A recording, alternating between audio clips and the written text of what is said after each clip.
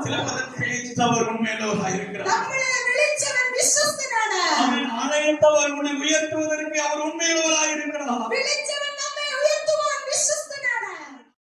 21 verses 2 and 3. Mathai സുവിശേഷ പുസ്തകം 21 അധ്യായം 2-ാം വാക്യം 3-ാം വാക്യം. അവിടെ കെട്ടിയിരിക്കുന്ന ഒരു പെൺകഴുതയെ അതിന്റെ കുട്ടിയെ നിങ്ങൾക്ക് ഉടനെ കാണും. അവയെ അടിച്ചുകൊണ്ട് വരുകയും ഇവിടെ ആരാനും വലുതും പറഞ്ഞാൽ കർത്താവിനെ ആവശ്യമെന്ന് പറയുകയും തൽക്ഷണം അവൻ അവയെ അയക്കുന്നു. உங்களுக்கு எதிரே இருக்கிற கிராமத்துக்கு போங்கள். போன உடனே அங்கே ஒரு கழுதையையும் அதனுடைய குட்டியையும் கட்டியிருக்க காண்பீர்கள். அவைகளை அவிழ்த்து என்னிடத்தில் கொண்டு வாருங்கள். ஒருவன் உங்களுக்கு ஏதாகிலும் சொன்னால் இவைகள் ஆண்டவருக்கு வேண்டும் என்று சொல்லுங்கள். உடனே அவைகளை அனுப்பி விடுவான் என்று சொல்லி அவர்களை ஆமென். இவைகள் ஆண்டவருக்கு வேண்டும் என்று சொல்லுங்கள், உடனே அவைகளை அனுப்பிவிடுவான் என்று சொல்லி அவளை அனுப்பினார். കർത്താവിന് ഇവയെ കൊണ്ട് ആവശ്യമുണ്ട് എന്ന് പറവേ തൽക്ഷണം അവൻ അവയെ അയക്കുമെന്ന് പറഞ്ഞു. ആമേൻ. കരങ്ങൾ ദൈവത്തെ സ്തുതിച്ചാട്ടെ. ആമേൻ. മത്തായിയുടെ സുവിശേഷ പുസ്തകം 21-ാം അധ്യായം 2-ാം വചനം 3-ാം വചനം இன்றைய சிந்தைக்காக நாம் எடுத்திருக்கிறோம். Book of Matthew chapter 21 verses 2 and 3. ஆமென். இங்கே வாசித்த பொழுது ஆமென் இயேசு தம்முடைய சீஷர்களுக்கு சொல்லுகிறார், ஆமென் எதிரே இருக்கிற கிராமத்துக்கு போங்கள், அங்கே ஒருவனும் ஆமென் அதாவது ஆமென் ஒருவனும் ஏறிராத ஆமென் ஒரு கழுதையும் அதனோட ஒரு குட்டியையும் கட்டியிருக்க காண்பீர்கள். அவைகளை அவிழ்த்து என்னிடத்தில் கொண்டு வாருங்கள் என்று சொன்னார். നമ്മളിവിടെ വായിക്കുവാനിടയിൽ നിങ്ങൾ യേശു ശിഷ്യന്മാരെ അയക്കുകയാണ്. നിങ്ങൾക്ക് എതിരെയുള്ള ഗ്രാമത്തിൽ ചെല്ലുവിൻ, അവിടെ കെട്ടിയിരിക്കുന്ന ഒരു പെൺകഴുതയെയും അതിന്റെ കുട്ടിയെ നിങ്ങൾ உடனே காணும், அவையை அழிச்சு கொண்டு வருவீர். ஆமென். இன்றைய ஜெபத்தோடு இருக்க வேண்டும். கர்த்தர் உங்களை பலப்படுத்த போகிறார்.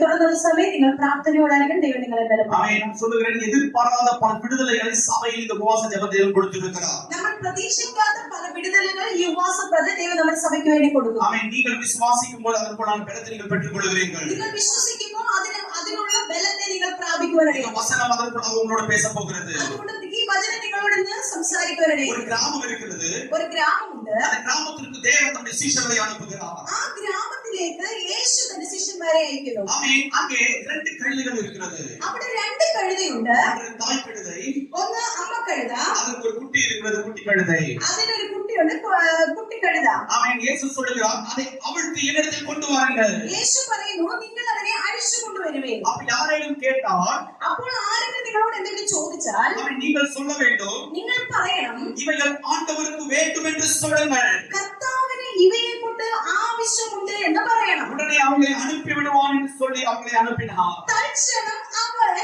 அவையை அழைக்குமெന്ന് പറഞ്ഞു. இன்று உங்களை பார்த்து கர்த்தர் சொல்கிறார், நீங்கள் ஆண்டவருக்கு வேண்டும். ഇന്ന് നിങ്ങളെ ഓരോരുത്തരെയും നോക്കി യേശു പറയുകയാണ്, നിങ്ങൾ യേശുവിന് വേണം. ஆமென். இயேசுவினுடைய காரியங்களை செய்வதற்கு நீங்கள் வேண்டும். യേശുവിന് ചെയ്യേണ്ട കാര്യങ്ങൾക്കായിട്ട് യേശുവിന് നിങ്ങളെ ആവശ്യമുണ്ട്. ஏனென்றால் இயேசு சிலுவையிலே உங்களுக்காக எல்லாவற்றையும் செய்து முடித்து விட்டார். എന്തുകൊണ്ടെന്നാൽ യേശു ക്രിസ്തു നമുക്ക് വേണ്ടി കാൽവരി ക്രൂശിൽ എല്ലാം ചെയ്തു കഴിഞ്ഞു. ஆமென். இயேசுவுடைய மரணத்தை தெரிவிக்கிற ஊழியர்களை கடந்து வந்திருக்கும் பொழுது ஆண்டவர் உங்களை பார்த்து சொல்கிறார், நீங்கள் ஆண்டவராக இயேசு கிறிஸ்துவுக்கு வேண்டும். ഇന്ന് നമ്മൾ യേശുവിന്റെ മരണത്തെ പ്രസ്താവിക്കുന്ന ഈ ശുശ്രൂഷയിലേക്ക് കടന്നു വരുമ്പോൾ യേശു നമ്മളെ നോക്കി പറയുകയാണ്, നമ്മളെ ഓരോരുത്തരെയും യേശുവിന് വേണം. ஆமென். இதிலிருந்து மாறி நிற்பதற்கு கர்த்தர் விருப்பப்படவில்லை. നമ്മൾ ഈ ശുശ്രൂഷയിൽ നിന്ന് മാറി നിൽക്കാൻ യേശു ആഗ്രഹിക്കുന്നില്ല. நீங்கள் ஏதாவது விஷயத்தில் கட்டப்பட்டிருந்தால் உங்களை அவிழ்ப்பதற்கான தேவனுடைய கரம் உங்களுக்காக இன்று இறங்கி இருக்கிறது. ഏതെങ്കിലും വിഷയത്തിൽ കെട്ടപ്പെട്ടിട്ടുണ്ടെങ്കിൽ നിങ്ങളെ അതിൽ നിന്ന് വെളിയിൽ കൊണ്ടുവരുവാൻ യേശുവിന്റെ കരം ഇന്ന് കടന്നു വന്നിട്ടുണ്ട്. Come on church. ஆமென். எதிர்பாராத திரும்பி விடுதலைகளை கர்த்தர் உங்களுக்காக செய்து கொண்டிருக்கிறார். നിങ്ങൾ പ്രതീക്ഷിക്കാത്ത പല വിടുതലുകളെ യേശു നിങ്ങളുടെ ജീവിതത്തിൽ ചെയ്തുകൊണ്ടിരിക്കുകയാണ്. எதிர்பார்க்கிற விடுதலைகளை எதிர்பாராத பல புதிய விடுதலைகளை கர்த்தர் உங்களுக்காக கொடுத்து கொண்டிருக்கிறார். നിങ്ങൾ പ്രതീക്ഷിക്കുന്ന വിടുതലുകളല്ല, നിങ്ങൾ പ്രതീക്ഷിക്കാത്ത ചില വിടുതലുകൾ നിങ്ങളുടെ ജീവിതത്തിൽ ദൈവം ചെയ്യാൻ പോകുന്നു. ஆமென். இந்த கழுதைகளை யாருக்கும் பிடிக்காது. കഴുതകളെ ആർക്കും ഇഷ്ടമല്ല. ஆமென். നമ്മുടെ പിള്ളേരെ திட்டுவது கழுதை என்று திட்டுவோம். നമ്മുടെ കുഞ്ഞുങ്ങളെ നമ്മൾ വഴക്ക് പറയുമ്പോൾ കഴുത എന്ന് പറഞ്ഞ് വഴക്ക് പറയും. நானும் திட்டு வாங்கி இருக்கிறேன்.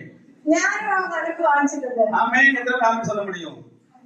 அவன் புத்தி வரணும்னா இன்னொன்னு சொல்லுவாங்க, கழுதை பாலையாவது குடி என்று சொல்லுவார்கள். புத்தி வரണമെങ്കിൽ കഴുതയുടെ പാലായും കുടി എന്ന് പറയും. Okay sorry. ஆமென். அப்ப பாருங்கள், கழுதை எல்லாவற்றுக்கும் நிந்திக்கப்படுகிற பாத்திரமா இருந்தது. കഴുത എല്ലാ വിഷയത്തിലും നിന്നെ അനുഭവിക്കുന്ന ഒരു മൃഗമായിരുന്നു. ஆனால் நிந்தை அனுபவிக்கிற அந்த கழுதையை இயேசு பார்த்தார். എന്നാൽ ഈ നിന്നെ അനുഭവിക്കുന്ന കഴുതയെ യേശു இந்த കാണുവാനിടയായി. சம்பவம் நடக்கிறதுக்கு இயேசு கிறிஸ்து சிலுவை மரணம் வருகிற ஒரு வாரத்துக்கு முன்பாக நடந்த சம்பவம் இது. യേശുവിന്റെ ക്രൂശ് മരണത്തിന് ഒരാഴ്ച മുമ്പ് നടക്കുന്ന സംഭവമാണ് നമ്മൾ ഇപ്പോൾ വായിച്ചത്. ஆமென். இயேசு சொல்கிறார், ஒரு தாய் இருக்கிறது, தாயுடன் குட்டி இருக்கு, அதை எடுக்க வேண்டும். അവിടെ യേശു അവരുടെ ശിഷ്യന്മാരോട് പറയാണ്, അവിടെ ഒരു പെൺകഴുതയുണ്ട്, അതിനൊരു കുട്ടിയുമുണ്ട്, അതിനെ എനിക്ക് ആവശ്യമുണ്ട്. ஆமென். பிரியமானவர்களே, எதற்காக தெரியுமா? ஆமென். இயேசு கிறிஸ்து அதன் மேல் உட்கார்ந்து எருசலேமுக்கு பயணம் செய்வதற்காக தேவனால் தெரிந்து கொள்ளப்பட்ட ஒரு வாகனமாக இருந்தது. എന്തിനാണ് ഈ കഴുതയെ ആവശ്യമെന്നറിയാമോ? ആ യേശു ക്രിസ്തുവിന് യെരൂശലേമിലേക്ക് കടന്നു പോകുവാൻ ഒരു വാഹനമായിട്ട് ഈ കഴുതയെ ആവശ്യമായിരുന്നു. நீங்கள் எல்லாம் எதிர்பார்ப்போடு இருக்க வேண்டும். இந்த வசனங்கள் கிரியைகளையும் அவன் ஹிருதயம் காக்க தொட போகிறார். നിങ്ങൾ വളരെ പ്രതീക്ഷയോടെ ഈ പകൽക്കാലം ഇരിക്കണം. ദൈവം ഈ വചനത്തിലൂടെ നിങ്ങളുടെ ഓരോരുത്തരുടെ ഹൃദയങ്ങളെ തൊടും. அந்த கழுதைகள் கெட்டப்பட்டிருந்தது. ആ കഴുതയുടെ അവസ്ഥ എന്ന് പറയുന്നത് കെട്ടപ്പെട്ടിരിക്കുന്ന ഒരു கர்த்தர் അനുഭവം. சீஷரை அனுப்பின போது கெட்டப்பட்ட கட்டுகளை தேவன் உடைத்தார். യേശു ക്രിസ്തു ശിഷ്യന്മാരെ ആ കഴുതയുടെ അടുക്കലേക്ക് അയക്കുമ്പോൾ ആ കെട്ടപ്പെട്ട അനുഭവത്തെ ദൈവം വിടുവിക്കുവാനിടയായി തീർന്നു. அவன் இயேசு சொல்லுகிற இடம் பெத்தானியா என்ற கிராமத்துடைய பக்கத்து இடமாக இருக்கிறது. യേശു ക്രിസ്തു പറയുന്ന ആ ബെഥാനിയ എന്ന ഗ്രാമത്തിന് അടുത്തുള്ള ഗ്രാമമാണ് ഈ ബെത്സേദ ഗ്രാമം. அங்கிருந்து எருசலேமுக்கு போற தூரம் 10 கிலோமீட்டர் தூரமாக இருக்கிறது. യെരൂശലേമിലേക്ക് കടന്നു പോകണമെങ്കിൽ 10 കിലോമീറ്റർ ഉണ്ട്. அப்ப எருசலேமுக்கு போவதற்காக இயேசுக்காக தயாராக்கப்பட்ட கழுதைகளாக இந்த கழுதைகள் மாறினது. ഈ യെരൂശലേമിലേക്ക് യേശുവിനെ കടന്നു പോകുവാൻ തയ്യാറാക്കിയ മൃഗമായിട്ട് ഇപ്പോൾ ഈ കഴുത മാറുകയാണ്. அவன் இயேசுவின் இடத்திலே கிட்ட அந்த கழுதை வந்த பொழுது യേശുവിന്റെ അടുത്തേക്ക് ആ കഴുത കടന്നു വരുമ്പോൾ அவன் கழுதையினுடைய தரம் மாறினது.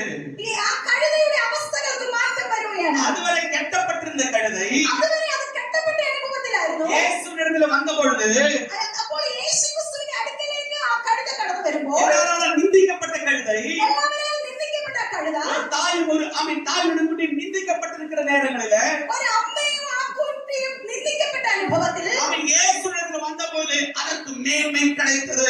യേശു ക്രിസ്തുവിന്റെ അടുക്കലേക്ക് ആ കഴുത കടന്നു വരുമ്പോൾ അതിന്റെ സ്ഥിതികൾക്ക് വ്യത്യാസം വരികയാണ്. அவன் சிந்தையை நான் ஒரு காரியம் சொல்ல விருப்பப்படுகிறேன். എന്റെ ചിന്തയിൽ ഞാൻ ഒരു കാര്യം പറയുവാൻ இந்த ആഗ്രഹിക്കുന്നു. கழுதைகள் இயேசுவின் இடத்துல வந்த பொழுது ഈ കഴുത യേശുവിന്റെ അടുത്ത് കടന്നു വരുമ്പോൾ அந்த கழுதையின் மேல் இவர்கள் எல்லாரும் அந்த ஒரு நல்ல நல்ல வஸ்திரங்களை போடுகிறார்கள். അപ്പോൾ കഴുതയുടെ മുൻപിൽ എല്ലാവരും നല്ല നല്ല വസ്ത്രങ്ങളെ ഇടുവാനിടയായി തീർന്നു. அவன் இதுதான் 6ஆம் வசனம் 7ஆம் வசனம் சொல்லுகிறது. அவன் கழுதையும் குட்டியையும் கொண்டு வந்து அவைகள் மேல் தங்கள் வஸ்திரங்களை போட்டு அவரை ஏற்றினார்கள். 7ஆம் வாக்கியம். അതുകൊണ്ട് 7ാം വാക്യത്തിൽ ഇപ്രകാരം പറയുന്നു, കഴുതയെയും കുട്ടിയെയും കൊണ്ടുവന്ന് തങ്ങളുടെ വസ്ത്രം അവയുടെ മേൽ ഇട്ട്. அவன் எல்லாரும் அந்த கழுதை சிலப்ப சொல்லியிருக்கலாம். അപ്പോൾ ആ കഴുതയെ കണ്ട് പലരും പറഞ്ഞിരിക്കാം, நான் இவ்வளவு நாள் அழுக்கை தானே சுமந்து கொண்டிருந்தேன். ആ കഴുത പറയാം, ഞാൻ ഇത്ര നാളും അഴുക്കായ വസ്ത്രങ്ങൾ അഴുക്കായ കാര്യങ്ങളെയാണ് ചുമന്നുകൊണ്ടിരുന്നത്. கழுதை எதற்காக உபயோகிப்பார்கள் என்றால் மூட்டையை சுமப்பதற்காக உபயோகிப்பார்கள். കഴുത എന്തിനു വേണ്ടി ഉപയോഗിക്കുന്നത് വെച്ചാൽ ഭാരം ചുമക്കുന്നതിന് വേണ്ടിയാണ് കഴുതയെ ഉപയോഗിക്കുന്നത്. சில அழுக்கு துணிகளை சுமப்பதற்காக கழுதைகள் அந்த காலத்தில் உபயோகிப்பார்கள். അഴുക്ക് തുണികളെ ചുമക്കുവാൻ വേണ്ടി കഴുതയെ ഉപയോഗിക്കാറുണ്ട്. அவன் இந்த கழுதை மேல் இந்த புதிய வஸ்திரம் போட்ட பொழுது ഈ കഴുതയുടെ മേൽ ഇപ്പോൾ പുതിയ വസ്ത്രം വീണപ്പോൾ கழுதைக்கு ஒரே ஆச்சரியம். ഇപ്പോൾ കഴുതയ്ക്ക് ഭയങ്കരമായ ആശ്ചര്യം നടന്നു இவ்வளவு വരികയാണ്. நாள் என்னை எல்லாரும் துக்கப்படுத்திக் கொண்டிருந்தாங்க. ഇത്ര നാളും എന്നെ പലരും ദുഃഖപ്പെടുത്തിക്കൊണ്ടിരുന്നു. இவ்வளவு நாள் எல்லாரும் பழைய எண்ணெய் போட்டுக் கொண்டிருந்தாங்க.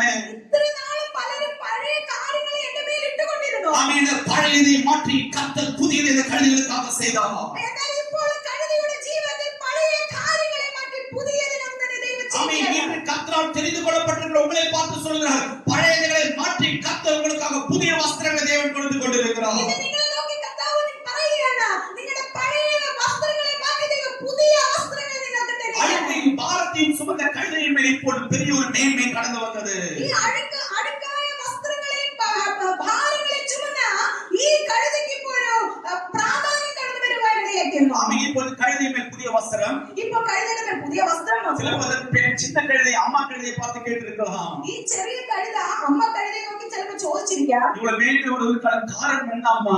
ഇത്ര നമുക്ക് പ്രാധാന്യം കൊടുക്കുക എന്താ അമ്മ കാര്യം? இவ்வளவு நாள் யாரும் என்னை பார்த்து ஒரு வாக்கு போல் நல்ல வார்த்தையை கூட நம்மளை பார்த்து சொன்னது கிடையாது. ഇത്ര നാളും ഒരാൾ പോലും എന്നെ നോക്കി നല്ലൊരു വാക്ക് പറഞ്ഞിട്ടില്ല. மேன்மை வருவதற்கான காரணம் என்ன அம்மா?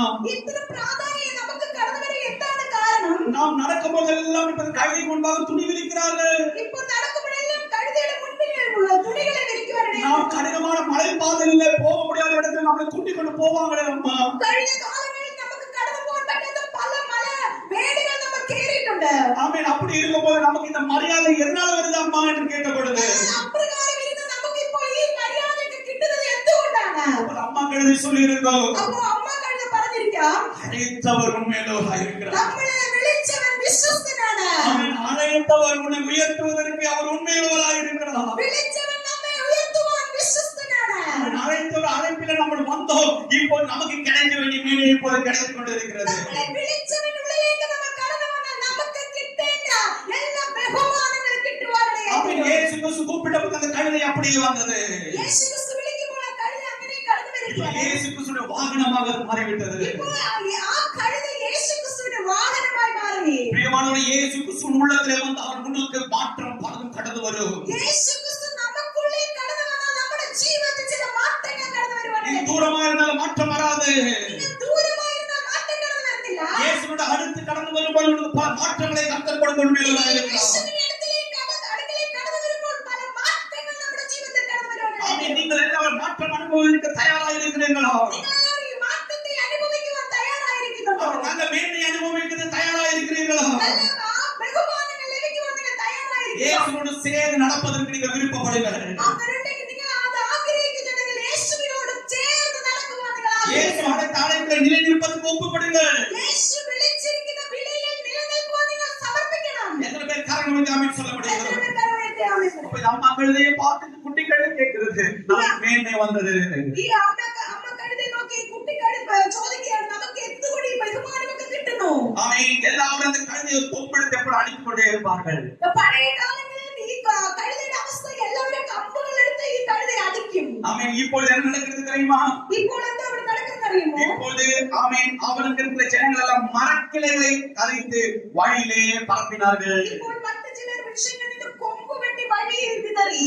இப்போது அந்த கழுதை நல்ல இடங்களில் நடந்து கொண்டிருக்கிறது. ഇപ്പോ ഈ കഴുത നടക്കുന്നത് നല്ല ഇലകളുടെ മേൽ കൂടെയാണ് നടക്കുന്നത്. கரடுமுரடான பாதைகளில் நடந்த உங்களை, പല മേടുകൾ നമ്മൾ കടന്നു വന്നിട്ടുണ്ട്. கரடுமுரடான பாதைகள், அதாவது அப்ஸ் அண்ட் டவுன்ஸ் நடந்து கொண்டிருந்த உங்களை, നമ്മൾ പലവിധമായ ഉയർച്ചയിലും താഴ്ചയിലും നമ്മൾ നടന്നുകൊണ്ടിരുന്ന നമ്മളെ ஆமென் கர்த்தர் இப்பொழுது புதிய ஒரு வழியை உங்களுக்காக சமைப்படுத்தி ഇപ്പോൾ இருக்கிறார். ദൈവം നമുക്ക് വേണ്ടി പുതിയ വഴി നമുക്ക് വേണ്ടി ഒരുക്കുവാനിടയായി. இதுதான் இயேசு எழுதின வரும்போது நடக்கிற ஒரு மாற்றம். ഇതാണ് നമ്മുടെ ജീവിതത്തിൽ യേശുവിന്റെ അടുക്കൽ കടന്നു വരുമ്പോൾ നടക്കുന്ന മാറ്റങ്ങൾ. பிரியமானவர்கள், வாழ்க்கையில பல உயரங்களும் பல நெருக்கங்களும் நீ அனுபவித்திருக்கலாம். നിങ്ങളുടെ ജീവിതത്തിൽ പലവിധമായ ഭാരങ്ങളും പ്രയാസങ്ങളും നിങ്ങൾ അനുഭവിച്ചിരിക്കാം. கழுதையை போல் பல பாரங்களை நீ அனுபவித்திருக்கலாம். കഴുതയെ പോലെയുള്ള കഴുതയുടെ ജീവിതത്തിൽ അനുഭവിച്ചതുപോലുള്ള പല ഭാരങ്ങൾ കഴിഞ്ഞ ആളുകൾ നമ്മൾ கழுதையை അനുഭവിച്ചിരിക്കാം. போல் பல நிந்தைகளை நீ அனுபவித்திருக்கலாம். കഴുതയെ പോലെ പല നിന്ദകൾ നമ്മുടെ ജീവിതത്തിൽ കടന്നു ஒரு വന്നിരിക്കാം. தாயும் ஒரு மகளும் சேர்ந்து இருக்கிற அனுபவத்தில் வேதனை அனுபவிக்கிற அனுபவத்தை நீங்கள் அனுபவித்திருக்கலாம். ഒരു അമ്മയും കുഞ്ഞും ചേർന്നിരിക്കുമ്പോൾ അനുഭവിക്കുന്ന വേദനകൾ നിങ്ങൾ അനുഭവിച്ചിരിക്കാം. ஆமென். right now ஆமென் கர்த்தர் உங்களோடு பேசுகிறார்.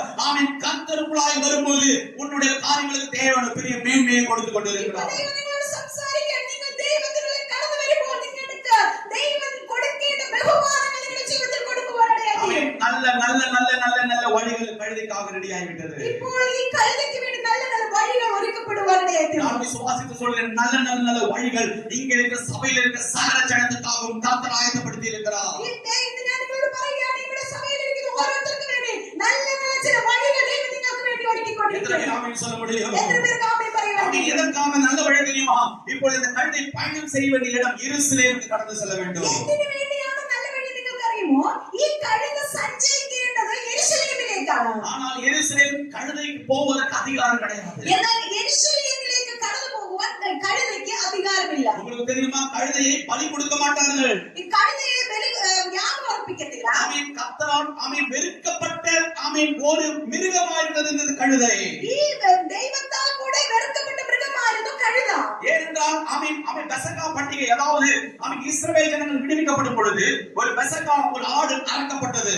ഈ പഴയ നിയമ കാലത്തില് പെസഹയ്ക്ക് ഒരു കുഞ്ഞാട് അറുക്കപ്പെടുവാനിടയായി. அப்பொழுது சங்கார தூதன், அதாவது மரண தூதன் கடந்து வந்து அங்க இருக்கிற தலையீட்டு பிள்ளைகள் எல்லாரையும் அழித்து போட்டான். അവിടെ സങ്കാരദൂതൻ കടന്നു വന്ന് ഈ കുഞ്ഞാട് രക്തമില്ലാത്ത എല്ലാവരെയും നശിപ്പിക്കുവാനിടയായി. அதை நினைவுபடுத்த ஞாபகப்படுத்துவதற்காக விஷயத்தை ஓர்மப்படுத்துவார் வேண்டி எல்லா வருஷமும் அந்த தினத்துல இவர்கள் முதல் கன்றுகளை அவர்கள் பலி செலுத்த வேண்டும். அப்போ எல்லா வருஷத்திலும் இது ஓர்மையாயிட்டு இவர் ஆதி மிருகத்தை இவர் பலி கொடுக்கும். அதாவது ஒரு ஆடு வளர்க்கிறீங்க, ஒரு ஆடு உണ്ടെങ്കിൽ அந்த வருஷத்துல ஆடு முதலாவது ஒரு குட்டியை போடுகிறது. ஆடு வருஷத்துல ஆதிமாக ஒரு குட்டியை பிரசவிக்கும். அந்த குட்டியை கர்த்தருக்காக பலியாய் கொடுக்க வேண்டும்.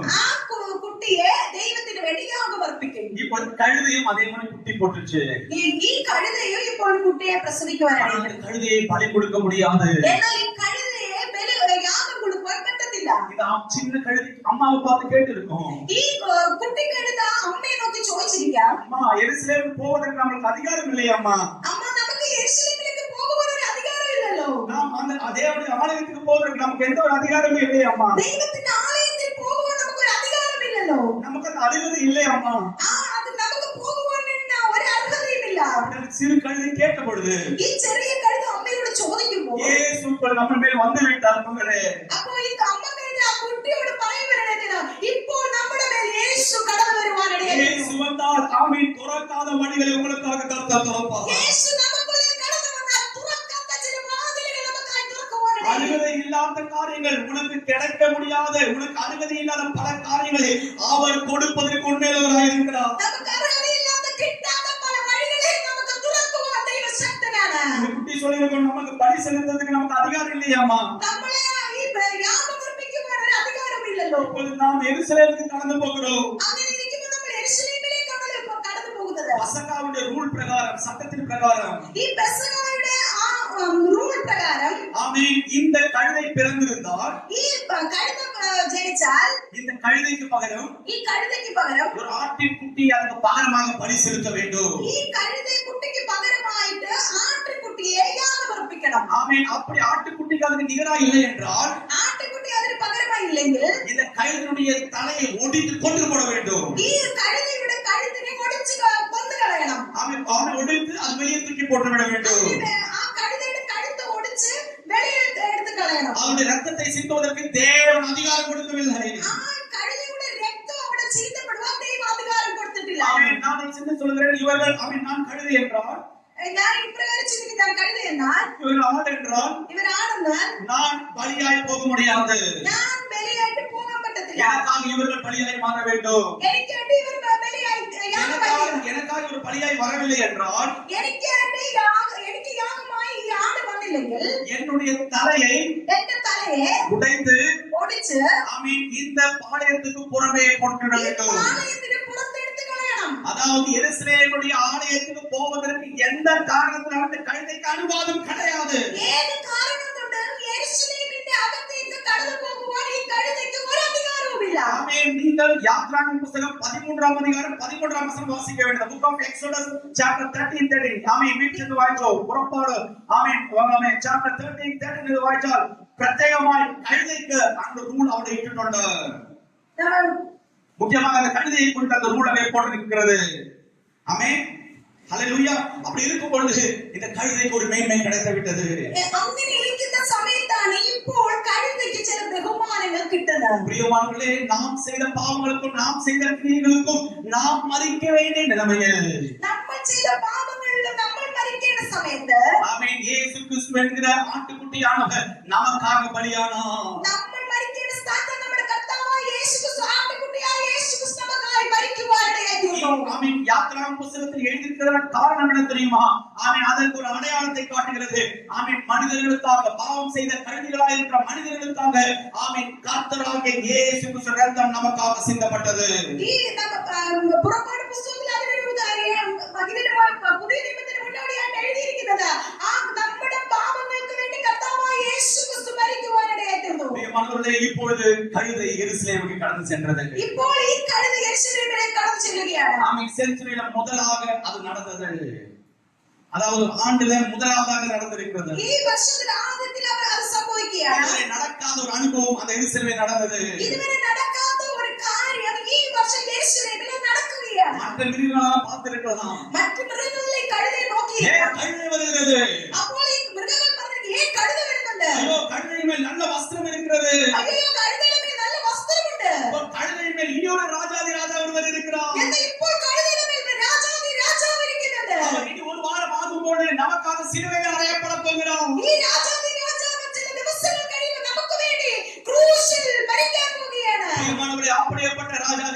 ராஜாவு இந்த கழுதையின் மேல் ஏறினவராய் எருசலேமை நோக்கி அவர் கடந்து போனார். ഈ കഴുതയുടെ മേലിരുന്ന ആ യെരൂശലേമിലേക്ക് കടന്നു പോകുവാനാണ്. இந்த கழுதையை பலி செலுத்த முடியாது. എന്നാൽ കഴുതയെ യാഗം അർപ്പിക്കുവാൻ കഴിയില്ല. இந்த கழுதைக்காக ஒரு ஆட்டுக்குட்டியை பலியாக கொடுக்க வேண்டும். എന്നാൽ ഈ കഴുതയ്ക്ക് വേണ്ടി ഒരു ആട്ടിൻകുട്ടി യാഗം അർപ്പിക്കണം. உங்களை ஆண்டவராகிய இயேசு கிறிஸ்து பிதாவானவர் கொன்று போடுவதற்கு விருப்பம் இல்லாதவராய் இருந்தார்.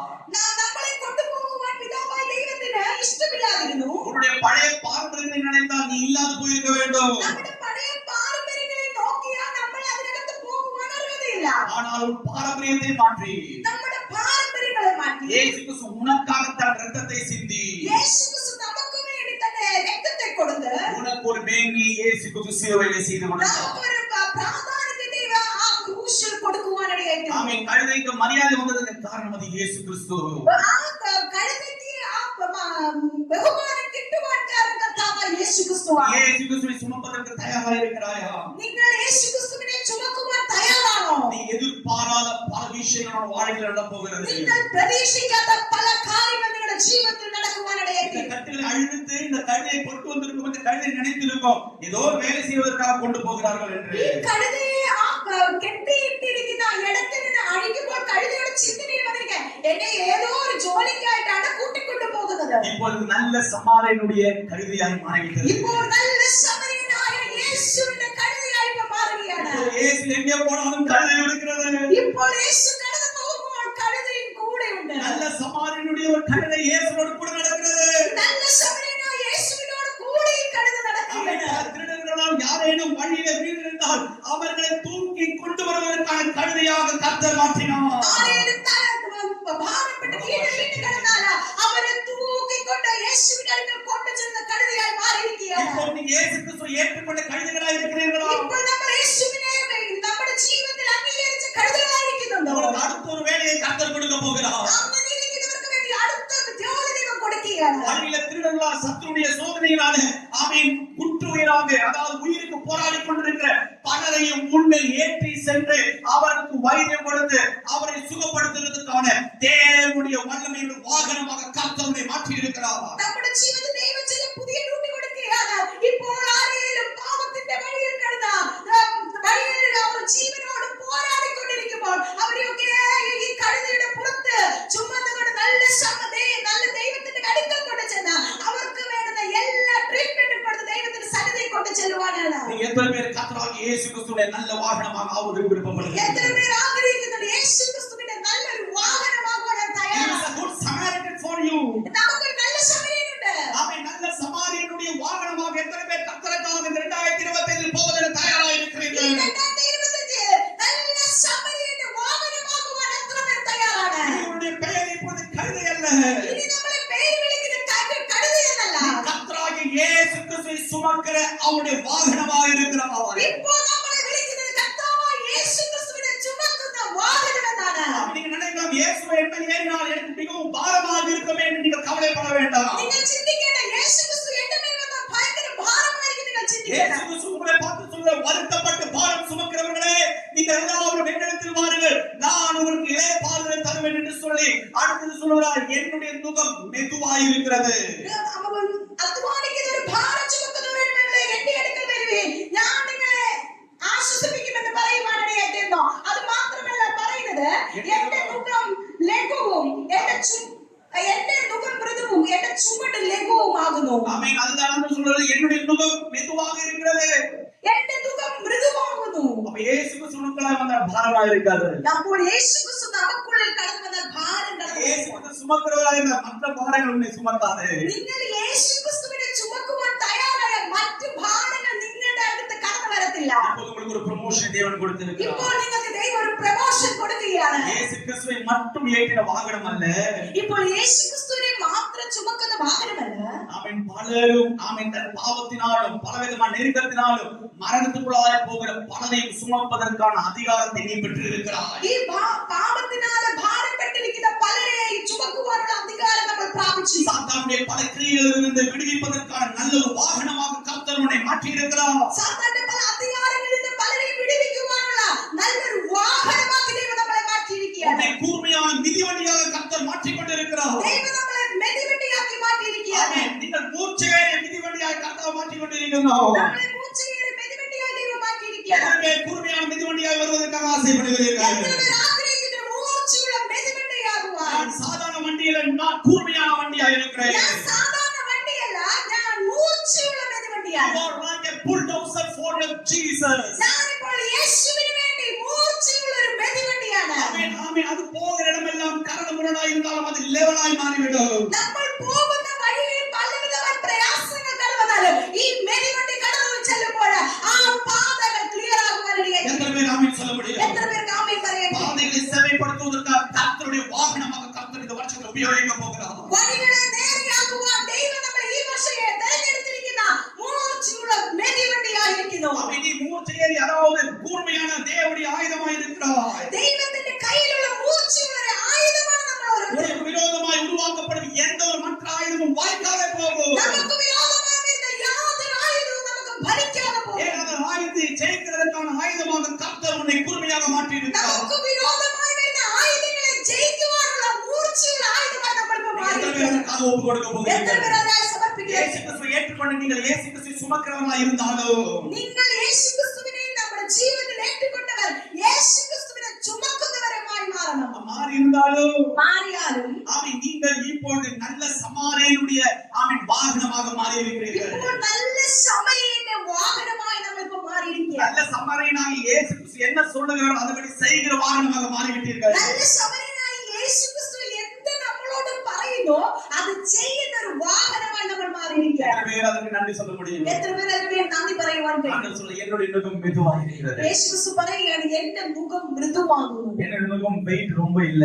എന്റെ മുഖത്തിന് വെയിറ്റ് ഒന്നുമില്ല. அவன் என்னை யாரையும் சுமந்தால் அவர்களை நானும் சுமந்து கொண்டிருக்கிறேன். എന്നെ ആരെങ്കിലും ചുമന്നാൽ ഞാൻ അവരെയും ചുമക്കുവാനിടയായി. அவன் கிராவிட்டி അതിനകത്ത് ഒരു കാര്യവും ഇല്ല. ഈ ഗ്രാവിറ്റി ഒരു വിഷയത്തിൽ കാരണമില്ല. വലിയൊരു രഹസ്യത്തെ சொல்ல போகிறேன். ഞാൻ വലിയൊരു രഹസ്യം നിങ്ങളോട് പറയാണ്. இயேசு உள்ளில் வந்துட்டா യേശു നമുക്കുള്ളിൽ കടന്നു വന്നാൽ நீங்கள் ஒரு பாதை மேலே போய் விடுவீர்கள். നമ്മൾ ഓരോ പാത മുന്നോട്ട് പോകുവാനിടയായി തീരും. அதுல ஒரு பாதை மேலே ஆகி விடுவீர்கள். നമ്മൾ ഒരു പാത മേലോട്ട് കടന്നു വരുവാനിടയായി. ஆமென். அதாவது ஏரோப்ளேன் ஃளைட்டினும் ஆமென் சாதாரண காருக்கும் வித்தியாசம் இருக்கிறது. ഈ ഫ്ലൈറ്റിനും സാധാ കാറിനും വ്യത്യാസമുണ്ട്. ஃளைட்டுக்கு ரொம்ப நேரம் ரோட்ல போய் பழக்கம் கிடையாது. ഫ്ലൈറ്റിന് എപ്പോഴും സാധാ റോഡിൽ പോയി ഒരു അതിനുള്ള അനുഭവം ഇല്ല. ட்ரஸ்ட் என்று சொல்லுகிற ஒரு அனுபவம் பிசிக்ஸ் கடந்து வரும் பொழுது ട്രസ്റ്റ് അനുഭവം ഫിസിക്സിൽ ആ ഇത് കടന്നു വരുമ്പോൾ இந்த ஏரோப்ளேன் தன்னை விட்டு இந்த பூமியை விட்டு மேலே உயர்ந்து பறக்கும். ഈ എയർപ്ലെയിൻ തിരിച്ച് ഈ ഭൂമിയെ വിട്ട് മേലോട്ട് പറക്കുവാനിടയായി തീരും. ஆனால் அந்த கார் போல பாரம் சுமந்து ஓடிக்கொண்டே இருக்கும். എന്നാൽ കാർ എപ്പോഴും ഭാരത്തെ ചുമന്ന് മുന്നോട്ട് പോകുവാനിടയായി. ஆனால் இந்த ஃளைட்டுக்குள்ள எவ்வளவு பாரம் இருந்தாலும் ഈ அதை உயர்த்துகிற தேவனுடைய அதாவது அதுக்கான பிசிக்ஸ் அதற்குள்ளாக தேவன் கொடுத்திருக்கிறார். ഈ ഫ്ലൈറ്റിനകത്ത് എത്ര ഭാരം ഉണ്ടെങ്കിലോ അത് പറക്കുവാനുള്ള ആ ഫിസിക്സ് അതിനകത്തുണ്ട്. பிரியமானவர்களே, உன்னை இந்த உலகம் உன்னை வதைக்க முடியாது. അതിനുശേഷം യേശുക്രിസ്തു നമുക്കുള്ളിൽ കടന്നു വന്ന ഈ ലോകം നമ്മളെ താഴോട്ട് വലിക്കുവാൻ இந்த കഴിയില്ല. உலகம் இந்த பாவம் இந்த பிரச்சனை நெருங்க உன்னை கீழே தள்ளாது. നമ്മുടെ പാപം, നമ്മുടെ പ്രശ്നങ്ങൾ, നമ്മുടെ ഏത് വിഷയവും താഴോട്ട് വലിക്കുവാൻ കഴിയില്ല. ஆமென். நீங்க விசுவாசிக்கிறீங்களா? നിങ്ങൾ അത് വിശ്വസിക്കുന്നുണ്ടോ? ஆமென். உலகம் உன்னை கீழே தள்ளாது. ഈ ലോകം നമ്മളെ താഴോട്ട് തള്ളത്തില്ല. இயேசுவை சுமக்கிற வாகனமாய் இருந்தால் യേശുവിനെ ചുമക്കുന്ന വാഹനമായിരുന്നാൽ நீ எப்போதும் இதை விட்டு தூர மேலே பறந்து கொண்டே இருப்பாய். നിങ്ങൾ എപ്പോഴും ഇതിനെ ഈ ലോകത്തെ വിട്ട് മേലോട്ട് പറക്കുവാനിടയായി തീരും. நீ கீழே பார்க்க வேண்டிய தேவையில்லை. ഇനി നിങ്ങൾ താഴോട്ട് നോക്കേണ്ട ആവശ്യമില്ല. இந்த பிளேன் எவ்வளவு உயர்ந்து போகிறதோ ഈ ഫ്ലൈറ്റ് എത്ര ദൂരമായി മേലോട്ട് പറന്നു പോകുന്നു கீழே இருக்கிற பொருள் சின்னதாக மாறிக்கொண்டே இருக்கும். അതിനുശേഷം ഈ താഴെ ഇരിക്കുന്ന ഓരോ കാര്യങ്ങൾ ഈ ഫ്ലൈറ്റ് ചെറിയ കാര്യങ്ങളാണ്. இயேசுவோடு எவ்வளவு தைரியமாக தாராளமாக அவரோடு நீங்கள் உயர்ந்து கொண்டே இருக்கிறீர்களோ வளர்ந்து கொண்டே இருக்கிறீர்களோ നമ്മൾ നമ്മുടെ യേശുക്രിസ്തുവിനോട് ചേർന്ന് എത്രത്തോളം നമ്മൾ വളർന്നുകൊണ്ടിരിക്കുന്നു அவன் உலகத்துடைய சகல உங்கள் பிரச்சனைகளும் எல்லாம் உங்கள் கண்களுக்கு முன்பாக சின்னதாய் போய்விடும். നമ്മൾ യേശുക്രിസ്തുവിനോട് ചേർന്ന് വളരെ ഈ ലോകത്തിലുള്ള കാര്യങ്ങളെല്ലാം നമ്മുടെ കണ്ണുകൾക്ക് ചെറുതായി തോന്നുവാനിടയായി തീരും. அப்படிப்பட்ட ஒரு வாகனமாக கர்த்தர் மாற்றி இருக்கிறார். അപ്രകാരമുള്ള ഒരു വാഹനമായി ദൈവം നമ്മളെ കണ്ടിരിക്കുകയാണ്.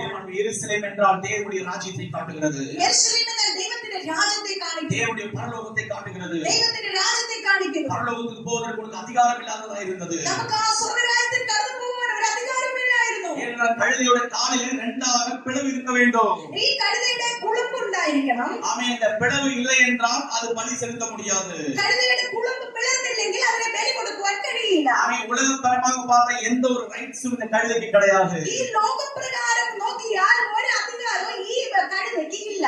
உலகத்தரமாக பார்த்த உனக்கு எந்த ஒரு அதிகாரம் கிடையாது பரலோகத்திலே போவதற்கு. ഈ ലോകപ്രകാരം നോക്കിയാൽ നമുക്ക് സ്വർഗ്ഗരാജ്യത്തിൽ പോകുവാൻ ഒരു അധികാരവും ഇല്ല. இந்த கழுதைக்காக ஒரு ஆட்டுக்குட்டி மரித்தது போல, ഈ കഴുതയ്ക്ക് വേണ്ടി ഒരു ആട്ടിൻകുട്ടി മരിച്ചതുപോലെ, முதலாவதாக பிறந்த அந்த கழுதைக்காக ஒரு ஆட்டுக்குட்டி பாரமாக மரிக்கிறது போல, ഈ ആദ്യമായിട്ട് പിറന്നിരിക്കുന്ന ഈ കഴുതയ്ക്ക് വേണ്ടി ഒരു ആട്ടിൻകുട്ടി മരിക്കുന്നത് പോലെ இயேசு கிறிஸ்து உனக்காக மரித்தார். ആ കർത്താവായ യേശു ക്രിസ്തു നമുക്ക് വേണ്ടി മരിക്കുവാൻ ஆமென் சொல்ல എത്ര முடியும். പേർക്കാണ് ആമേൻ. ஆமென். நீ மரிக்க வேண்டிய இடங்களல்ல, இயேசு உனக்காக மரித்தார். നമ്മൾ മരിക്കേണ്ട ഇടത്തിലാണ് കർത്താവായ യേശു ക്രിസ്തു നമുക്ക് വേണ്ടി മരിച്ചത്. அதுதான் ஆண்டவருடைய வசனம் சொல்கிறது. எபேசியருடைய புத்தகம் ஆமென் 2ஆம் அதிகாரம் 13ஆம் வசனம் 14ஆம் வசனம் வாசிக்கலாம். எபேசியர் ஆமென் 2ஆம் அதிகாரம் 13ஆம் வசனம் ஆமென் 15ஆம் வசனம் வாசிக்கலாம். சீக்கிரம் வாசிக்கலாம். എഫെസ്യർ 2 അധ്യായം 13 വാക്യം. முன்னே தூரமாயிருந்த நீங்கள் கிறிஸ்து இயேசுவுக்குள் இப்போது கிறிஸ்து இயேசுவுக்குள் கிறிஸ்துவின் இரத்தத்தினாலே சமீபமானீர்கள். ஆமென். கிறிஸ்துவின் இரத்தத்தினாலே நீங்கள் இப்போ சமீபமானீர்கள். எப்படி எண்ணீர்?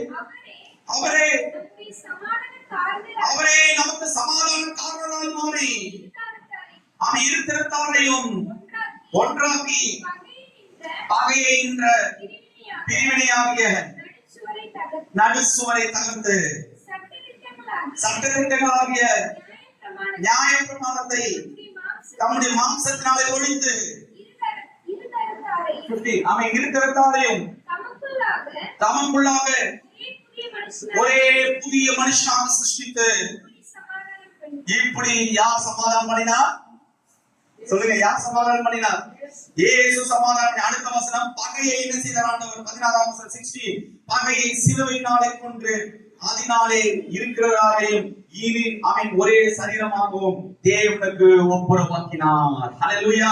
அப்ப முன்பாக நீங்கள் தூரமாய் இருந்தீர்கள். മുമ്പേ നമ്മൾ ദൂരസ്ഥരായിരുന്നു. இந்த கழுதை எவ்வளவு தூரமாய் இருந்ததோ ഈ കഴുത എത്രത്തോളം ദൂരമായിരുന്നോ அதே போல நீங்களும் இயேசுவை விட்டு தூரமாய் இருந்தீர்கள். നമ്മളും യേശുവിനെ വിട്ട് ദൂരത്തിലായിരുന്നു. ஆனால் இப்பொழுது கிறிஸ்து இயேசுவுக்குள் கிறிஸ்துவின் இரத்தத்தினாலே சமீபமானீர்கள். എന്നാൽ ഇപ്പോൾ ക്രിസ്തു യേശുവിൽ ക്രിസ്തുവിന്റെ രക്തത്താൽ സമീപസ്ഥരായി തീർന്നു. இப்ப இயேசு கிறிஸ்து ரத்தம் உங்களை இயேசுவை கிட்டி சேர்த்து விட்டது. ഇപ്പോൾ യേശു ക്രിസ്തുവിന്റെ രക്തം നമ്മൾ യേശു ക്രിസ്തുവിനോട് ചേർത്തു.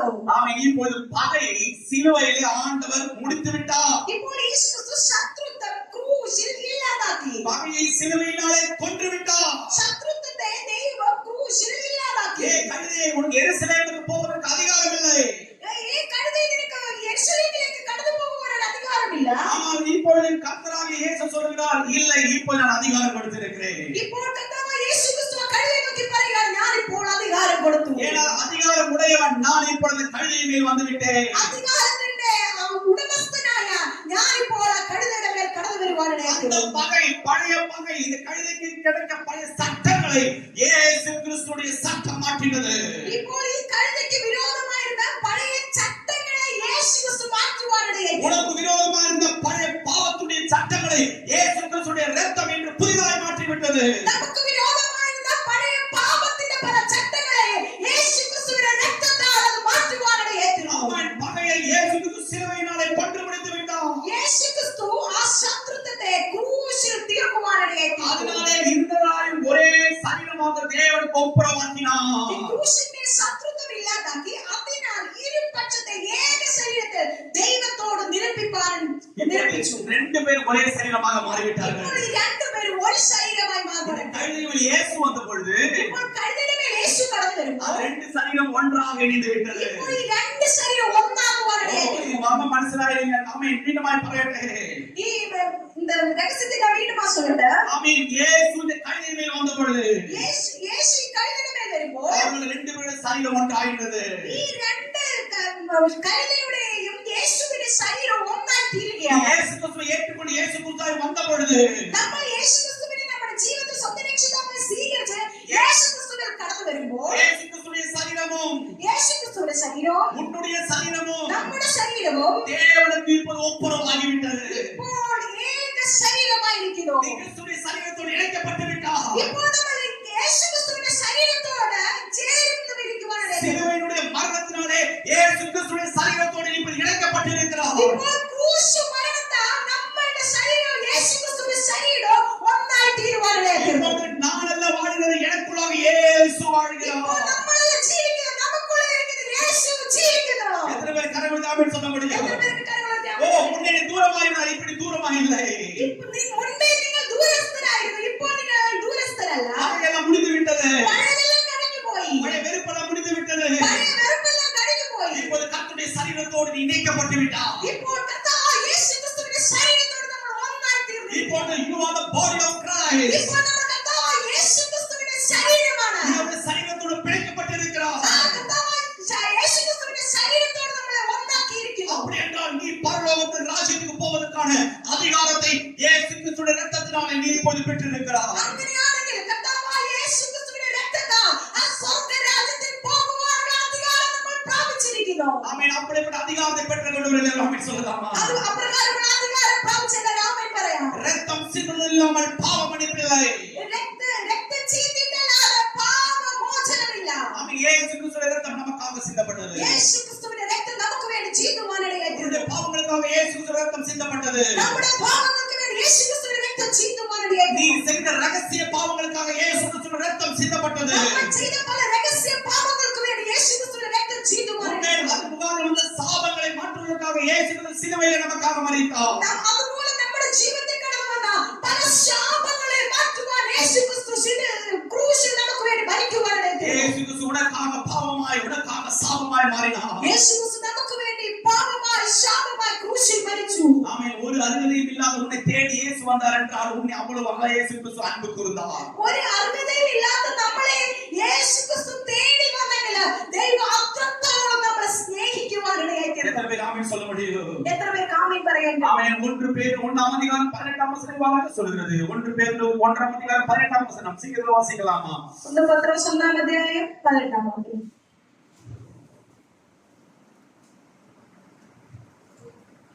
1 பேதுரு 1:18 19.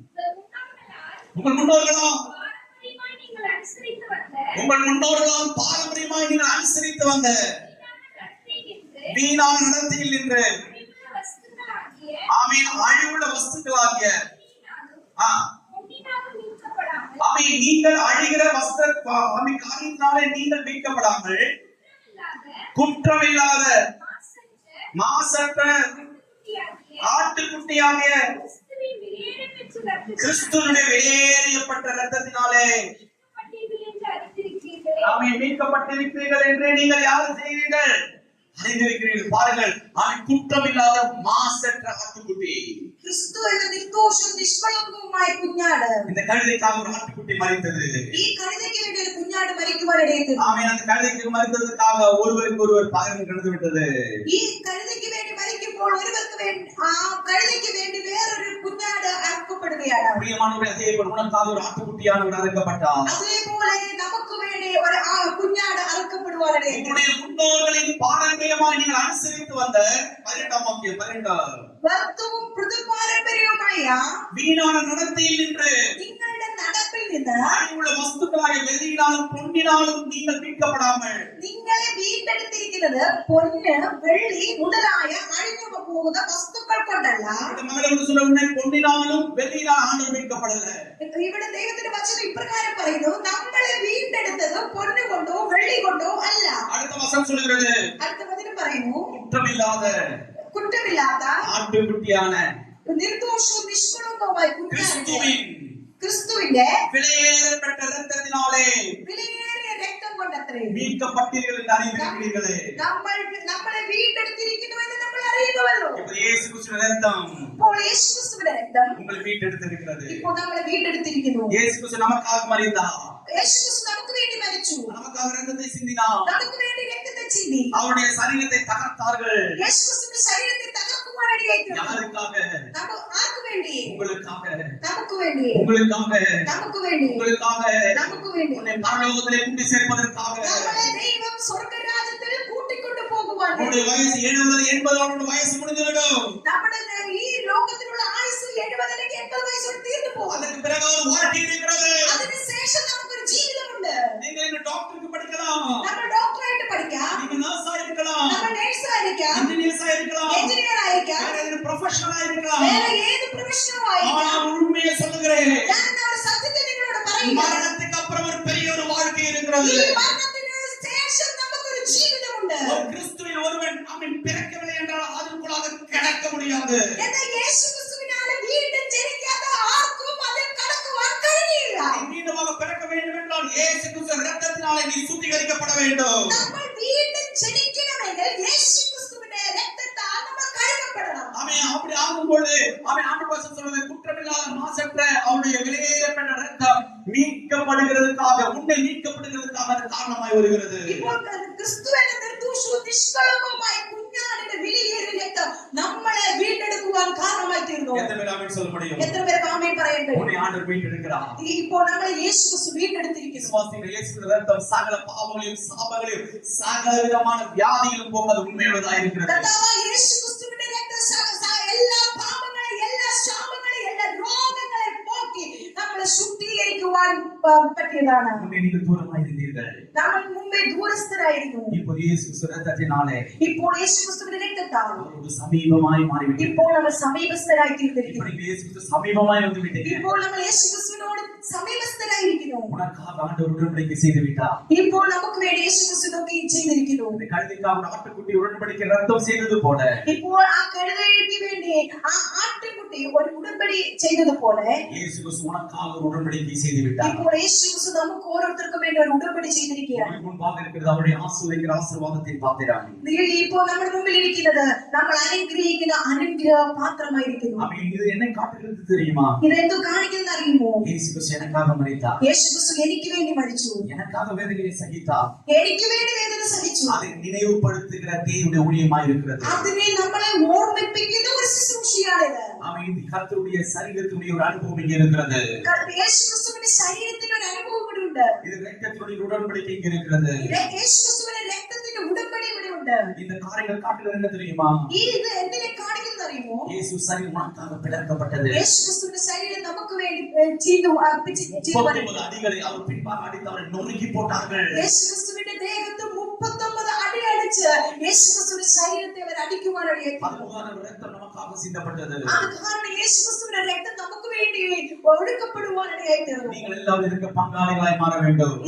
നമ്മളെല്ലാം ഇതിന് പങ്കാളികളായി തീരണം. எப்படி பங்காளிகளை மாற வேண்டும் என்றால் എങ്ങനെ ഇതിന് പങ്കാളികളായി തീരണമെന്ന് വെച്ചാൽ இயேசு கிறிஸ்துவோடு உள்ளாக வரும்போது நீங்க பங்குள்ளவர்களாய் மாறுவீர்கள். നമ്മൾ യേശു ക്രിസ്തുവിനോട് ചേർന്ന് വരുമ്പോൾ നമ്മൾ ഇതിനുള്ളിൽ പങ്കാളികളായി തീരും. பிதா, குமாரன், பரிசுத்த ஆவியானவருடைய நாமத்தில் முழுக்க ஞானஸ்நானம் எடுத்தவர்களும் பரிசுத்த ஆவியானவரை பெற்றுக் கொண்டவர்களும் அதற்காக காத்திருக்கிறவர்களும் பரிசுத்த வாழ்க்கையை வாழ்கிறவர்களும் அதற்காக ஆசைப்பட்டு முன்பாக போகிறவர்கள் எல்லாவரும் இதை நீங்கள் எடுத்துக்கொள்ளலாம். പിതാവിന്റെയും പുത്രന്റെയും പരിശുദ്ധാത്മാവിന്റെയും നാമത്തിൽ സ്നാനപ്പെട്ടും നമ്മൾ പരിശുദ്ധാത്മാവിനെ പ്രാപിച്ചും കർത്താവ് വിശുദ്ധ ജീവിതം നയിച്ചും കർത്താവായ അപ്രകാരം പോകുന്ന എല്ലാവർക്കും ഇതിൽ പങ്കാളികളായി തീരുവാൻ எத்தனை பேர் ஆமென் சொல்ல முடியும்? എത്ര പേർക്ക് ആമേൻ പറയും? பங்குள்ளவர்கள் எல்லாரும் ஆமென் சொல்லலாமா? പങ്കുള്ളവരെല്ലാം ആമേൻ പറയാം. இது யாரெல்லாம் எடுத்துக்கொள்கிறீர்கள் அவர்கள் எல்லாம் ஒரு நிமிஷம் முழங்கால் படியிடலாமா? ആരൊക്കെ ഇത് എടുക്കുന്നോ അവരെല്ലാം മുഴങ്കാലം പറ്റും. அவன் உனக்காக இயேசு கிறிஸ்து தகர்க்கப்பட்டார். നമുക്ക് വേണ്ടി യേശു ക്രിസ്തു തകർക്കപ്പെടുവാനായി. அவன் ஞானஸ்நானம் எடுத்தவர்கள் எல்லாரும் முழங்கால் படியிடலாமா? ഞാൻ സ്നാനപ്പെട്ടവരെല്ലാം മുഴങ്കാൽ മടക്കണം. அவன் அப்ப உங்களுக்காக தேவனுடைய காரியம் உனக்காக வந்திருக்கிறது.